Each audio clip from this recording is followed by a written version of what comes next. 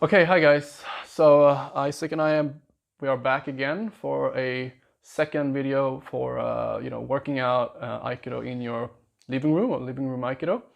In this case, second video with working Aikido with kids. So the first thing we're going to do is kind of like warm up routine. And one thing we can do, there are plenty of things you can do, but one thing that can be fun to do is if Isaac is going to be over here facing me. No, we're not going to do that. We're going to do less. We're going to start the warm up again first. So if you come from that side, cross over the mat here, and we can see we do what we can. We have some kind of mattress here, and we're going to try to do. Oh, this is going to be like to start the blood flowing a little bit. So he's going to have same hand or cross hand, like so, and then he's going to decide. Okay. And then this time, I'm gonna decide. I might do the same hand, and then the other hand, and then the same hand, and the other hand. All right, and then we get the rest. And that way we're gonna start getting coordination and the blood flowing. So you sit with the sole together, you hold the feet together, he's gonna hold his feet together, and we pick a direction. What direction? We're going to go in that direction, and on 3 we both do 1/2 turn and then we stop. 1, 2, 3. Okay, this time we try to not hold our feet, but we do the same exercise and we let our hand go down. What direction should we go? Okay, go all the way up. And if we can land until we get really close to our back, it's really cool. Now we're going to do the extension of it. And this is really a challenge now, depending on the size. We're going to keep our feet out. And what side are we going to go? And this time it's even more important that you go down on one side instead of going straight back. And this is really helpful when you have someone behind you. You can't go straight back. You have to go, exactly, you have to go to this side. So that direction, right? Okay, 1, 2, 3. Whoop! All the way up. 1, 2, 3. All the way up. And then we adjust a little bit. And then we do the opposite side. 1, 2, 3. Yes. And 1, 2, 3. All right. So that really helps you to work on. We can go back a little bit. That really helps you to practice when you do your rolls and your, when you take your falls, to not go straight back, but to actually go down to the side, and from the side you go up to the other side. The next exercise is actually going to be falling, and I doubled up the mat now, so if you have a thicker mattress or you have 2 mattresses, that might be nice to do, but it's soft enough. And if you have a yoga mat, it might be also something that can help distribute any impact in a nicer way. So what we're going to do now, I'm going to sit. Isaac is going to stand up, and he's going to stand square like this, 2 feet spread apart, like so. I'm going to reach my left hand, his right hand. I'm going to reach over. What he's going to do now is he's going to hug my arm. He's going to hug my arm. Isaac, don't hug him, just hug my arm. So what I'm going to do now, I'm going to reach my other hand and just let him cradle over my shoulder. And he's 10-year-old boy here, and it's no problem for me to just have him as I'm in my base. So what hand are you going to clap off with? This one. So you check with him. You can put him down while you think. You can check with him, what hand are you going to clap with? That one. So as you go down, he knows that that's the hand he's going to clap with. And then we're going to talk about next time you bring your both feet next to your tush, both heels next to your tush, and the knees apart. Okay? And you make sure that the head goes up. So go around again. So again, we're going to square up. 1, 2. Watch the foot so you don't stand on this cord. You grab the one hand around the side of the hand here.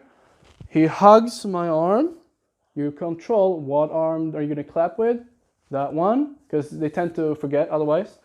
You cradle him over your shoulders. And when he's ready, tuck your chin. Make sure the hand comes out. Head goes up. And you try to remind him, bring this knee apart. So one more time. Everything okay? Does it work out here? Good, good. So one more time, make sure that they stand, no, wait. Stand in a square position next to you. You hug and woo! Yes. Did that okay? Mm-hmm. All right, that was better. That was better, right? Sometimes it's easier when it goes a little faster. Just be mindful if you have a very short mattress or not as wide, that they might hit the side. So if you have a wider one or you can double up, then that's going to be good. All right, so we're going to move into standing activity, and we're going to use something. If you have a padded, isolation tube or something like that, that's really good. If you don't, you can always take a towel and roll it up into a triangle, and then double that triangle twice, and then just roll it up, and then you would have something that you can, hold, and it will kind of hold somewhat of a shape, and even if it hits, it's not going to injure you, but it's still going to give you something to simulate a sword. So what we're going to do now, he's going to find a spot on the ground, and we can kind of like mark it just over there, for example. And that's going to be his spot. And his goal is to, first exercise is going to be just move off the line and nothing else.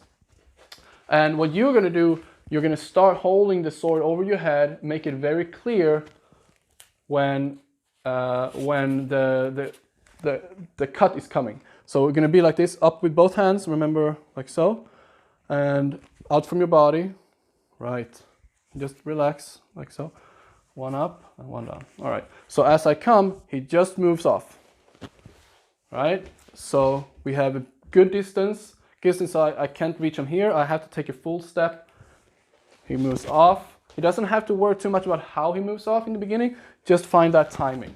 If you can play with it, but right now we are just moving off. And after a while, you ramp up the speed, so he really has to move off the line directly. And then you wait until he stands still, and his initial spot, you have to go back a little bit, you have to go back. And don't overdo it in the beginning, just move off. And it's okay if he loses the focus, because that's the part of the training. If he starts looking down on his feet, then you surprise him with a bop on the head. So then after a while you start ramping up, he keeps his focus with me. Always here, right. So that's a good exercise. The next exercise is, as I come, you want him to have his hands up. So in this case, just keep your hands up straight, like this. In this case, the first I want him to do now is to stay there and just let the sword fall on his arm and slide off without moving. So if I do it super slow, you both hands up, kind of like that. And as the cut comes, he's just going to simulate that it's not going to hit his weight, not going to hit his head. He's just going to be in the way and let this slide off. So he's going to move his arm in such a way that it slides off. Only this one now, if with the same foot and same arm forward. Right? So keep the arm straight in front of you and over your head. So you can find different ways, yes, to do this. That's it.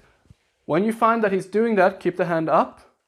Then this time, as it comes, you stop halfway, and from here, he take a big step in behind you. That's it, okay? One more time. We take it in 2 steps. He brings his hand up, over his hand, so you stop, and then he goes in. And I prefer if he take it in 2 steps, 1, 2, until I say otherwise. So this time, again, let it stop, don't move, go up, feet in hanmi, bend back, and 1 up. Keep your hand up, protect your face. So this is beside the face, and this is a little bit too much on this side. There is beside, okay? So you stop, and then go in, and that's it. And the last time, of course, we try to do it in 1 go. He keeps his hand up, not too much on this side. Yes, exactly. Bring it a little bit higher up, like so. So in this case, he's gonna let it come, and in 1 go, allow it to slide off and go in at the same time. See? And then you do this 2 times on each side, 2 times on each side, bring it up, and you always control it. Right, and then we turn the other side, other hand, foot, and other foot forward, other foot forward, other foot forward, we reverse it. Now this is the one who's gonna slide. So we do, again, stop, halfway, and then go in. Okay? One more time, stop, and then go in. And the third time, he's gonna let it slide and take a step at the same time. Always remind him about the hanmi, the both hands in front of him, and then go in. Yes. And the final time, everything goes. Make sure his hand is in front of his face. Yes, one more time. If it's not perfect, try to make it a little bit better every single time. So in this time, I noticed that he was trying to block it. He should just keep his hand as it is and stay there while he's going in. He doesn't even need to move it away. Yes. All right, high five. Okay, my friends, so that's this for today's session. Stay playful, stay safe, and stay generous. See you next time.